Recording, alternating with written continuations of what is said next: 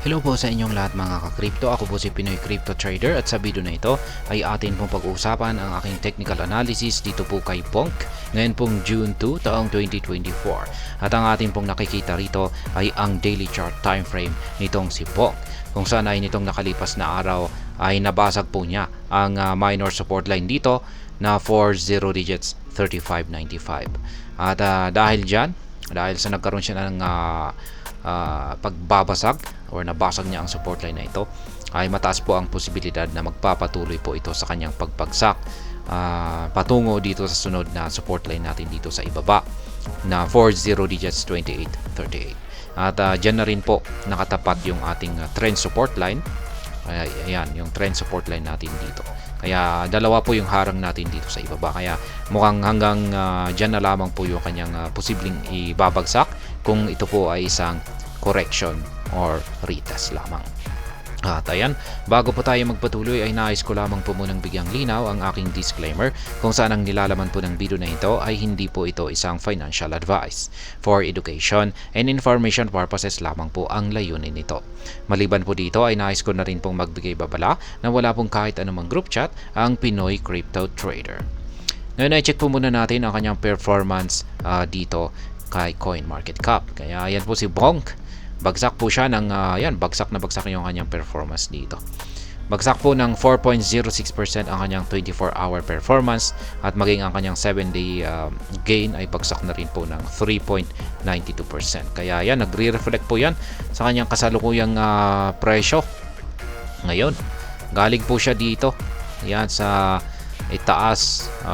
Ayan, umangat po siya ng todo noong May 28. Pero nung bumangga po siya sa resistance line natin dito sa 40 digits 42.82 ay ayan, dyan na po nagsimula ang kanyang patuloy na pagbagsak. Kaya ayan, nakakaranas po siya ng mga loss ngayon.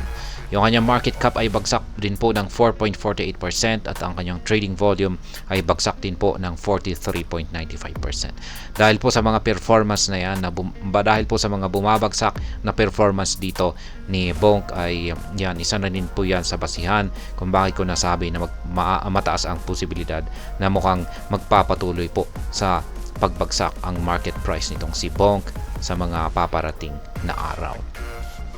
Ngayon ay check po muna natin ang kanyang official X account dito kung meron po silang latest na announcement or tweet dito na maaaring makaapekto sa kasalukuyang presyo nito ngayon or sa mga hinaharap. Ayan, last 1 hour po yan. Yesterday, Bonk event in Seoul was insane. 900 plus people registered. More than 400 plus showed up and made Solana wallet for the first time via Solflare wallet. All locked Bonk tokens. Crazy. Huge shout out to Bonk Ino team and official Webull team for such an amazing job. Ayan. Seoul. Ayan. Sino ba? May Pinoy ba dyan? May nakasali ba dito? May nakapunta ba sa event na yan? Ang dami po pala. 900. Ayan, 900 na katao ang nakapag-register at dumalo sa event na ito. Ayan, at mukhang ang saya. Ayan, dami po nila. Ayan, parang may nakikita akong mga ilang Pilipino yan. Pilipino kaya yan? Ayan. Ayan pero parang ayan, hindi po yata. Ayan, ang daming dumalo. Ayan. Mukhang masaya. At ayan. Ayan po si Bonk. 9 hours. Let's Bonk Korea. Ayan. Koreano po yung siyempre karamihan marami ring mga Pinoy sa Korea. Ayan, mga nagtatrabaho nga lang siguro ay yan, baka wala silang oras na dumalo rito. Ayan, maraming mga Pinoy sa Korea. Yan, Italy naman ito. Paano po tayo napunta sa Italy? Nandito lang tayo sa Korea tapos napunta na tayo dito sa Italy. Let's Bonk Italy. Yan, sino kaya yan? Yan. Let's Bonk Korea. Isa po pala siyang tiga Italy. Tapos nagbibigay po siya ng suporta dito sa naganap na event dito sa Korea. Seoul, Korea. Ayan. Uy. Let's Bonk Korea. Ayan, mga idol po yata ito. Ito yung mga sumisikat ngayon na mga sumasayaw-sayaw, yung mga gustong-gusto ng mga kabataan na pinapanood ngayon. Ayan, Miss Bonk Korea. Ayan, Miss Bonk, ang dami nilang Miss Bonk Korea. Ayan. Mga K-pop idol. Ayan. Tindi ng kanyang mga kuko. Ayan. Napaka-artistic ng kanyang mga kuko. Ilang oras kaya ang kanyang inilaan dito para lamang yan, maging ganyan ka-artistic yung kanyang mga kuko. Pero sayang yan. Sabi nila yung may parang sinasalpak lamang po yata yan. Yan, sinasalpak, dinidikit lamang po pala yata yan. Ayan, let's Bonk Korea. Last 12 hours. Yan, thank you Bonk for the amazing event in Seoul. Had the chance to see Bonk Bot IO in person too. Ayan, si Bonk Bot. Ayan, ano bang meron dyan? Ayan, bakit kaya nila tinatakpan-takpan yung mga, ayan, tinatakpan-takpan nila yung mga mukha ng mga tao, lalong-lalo siguro baka ayaw po talaga nilang ipakita yung kanilang mukha. Ayan, ito pa yung spin the wheel. What is Bonk Bot? Ayan, pinaliwanag po nila. Ayan, parang inintroduce po nila kung kung sino si Bonk. Ayan, dami po talagang nag-attend. Ayan, blur po nila yung mukha. Kaya hindi po pala natin kita kung may Pinoy na dumalo rito. Ayan. Tikli talaga ng mga dance moves ni Bonk. Last 22 hours. See you at the event today. Ayan. Ito po yung mag-uumpisa pa lamang yung event. Ayan, Seoul, Korea. We like the dog. Ayan, ito po yung t-shirt na talagang pinagkakaguluhan daw yung t-shirt na yan. Ayan, Solana Brothers. Ayan, wala na po. Ayan po yung mga latest tweets nila rito tungkol sa event po ito na naganap sa Seoul, Korea. At ngayon ay pagpatuloy na po natin ang pagti-technical analysis dito sa daily chart time frame ni Bonk. At gaya ng sinabi ko kanina ay nabasag po yung support line natin na ito. Ayan.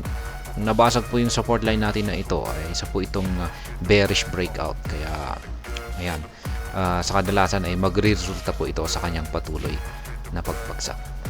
Ngayon ang posibleng mangyayari po rito ay ayan, dahil sa nabasag po niya ito, ayan, ay posible po muna siyang makakaranas ng retest. Ayan, i-retest po niya yung resistance line natin dito kung ito nga ba ay isang matibay na resistance line. Pero kung pag hindi, tatalbog siya, ay ayan, dito po siya maaaring magpatuloy sa kanyang pagbagsak.